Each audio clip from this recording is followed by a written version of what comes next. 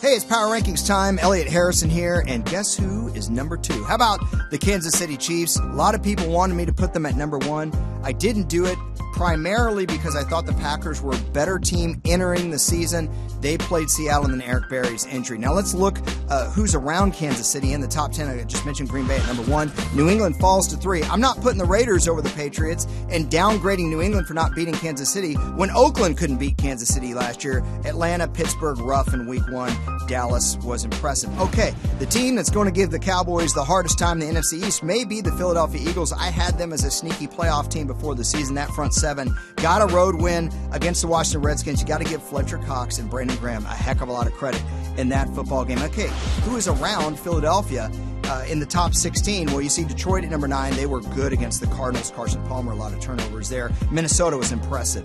The Tennessee Titans and New York Giants were not. Denver was. I didn't move Denver up for now. Going to give them another week, see how they do, but they sure did look good on defense. Okay, the next team I really want to highlight are the Jacksonville Jaguars. When you talk about defense, you have to mention the 10 sacks the Jags got in week 1. Similar to the Eagles, they get a road win in their division on the strength of their front 7. Hey, who cares about Blake Bortles when the defense plays like that?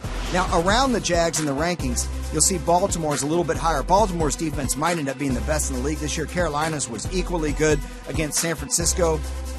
Thought the LA Chargers might get a road win. They weren't able to do it. Boy, the Rams sure were impressive, but they did play what I have as the worst team in the league.